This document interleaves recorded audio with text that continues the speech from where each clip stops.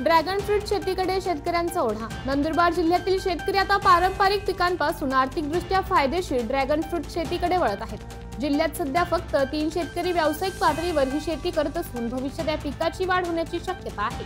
नंदुरबार तालुक्यातील सेवानिवृत्त मुख्याध्यापक युवराज पाटील यांनी 2 एकरमध्ये ड्रॅगन फ्रूटची लागवड केली। सुरुवातीला 15 ते 16 लाख रुपये खर्च करून लागवड केल्यानंतर पहिल्याच वर्षी 1 लाखाचे उत्पन्न मिळवले आहे।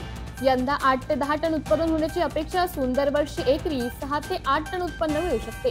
सध्या बाजारात या फळाला 150 ते 250 रुपये प्रति किलो दराने भाव मिळत असून कमी क्षेत्रात जास्त उत्पन्न मिळवणारे हे पीक शेतकऱ्यांसाठी नव्या आशेचं किरण ठरत आहे।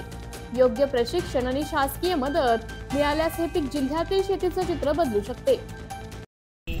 युवराज संतोष पाटील, सेवानिवृत्त मुख्याध्यापक, स्वामी विवेकानंद हायस्कूल नंदुरबार। मी गेल्या 2 वर्षापूर्वी 31 मे 23 रोजी सेवानिवृत्त झालो। त्याच्यानंतर मग शेती तसं मी 15-20 वर्षापासून शेती करतोय, पण यूट्यूबला सर्च करता लक्षात आलं की ड्रॅगन फ्रूटची शेतीसुद्धा आपल्याला करता येऊ शकते।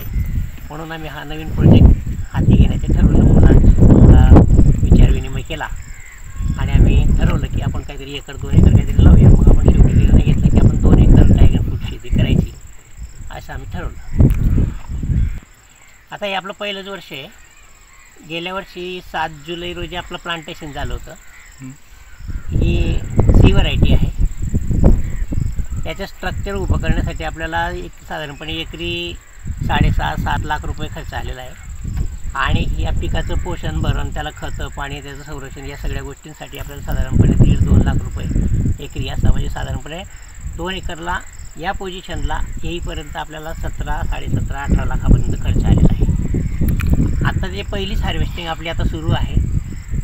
गेल्या महिन्यामध्ये अवकाळी पाऊस होता, त्या अवकाळी पावसाने थोड्याफार प्रमाणात कडी आलेली होती, तर आपल्याला 3-3.5 क्विंटलपर्यंत पहिलं प्रोडक्शन मिळालं होतं। आता दुसरा बार आहे, आता दुसरा फ्लसची आमची हार्वेस्टिंग सुरू आहे। आता हे तुमच्यासमोर हे फळ दिसतंय बघा, हे जे फळ आहे याची क्वालिटी, फळ, अगदी फळाची साईज, हे जे सगळं पाहिलं आपण तर साधारणपणे 500-600 ग्रॅमपर्यंत हा फळाचा आकार आहे आणि बऱ्यापैकी डिमांड आहे। लोकल मार्केटलाच सध्या आम्ही देतोय।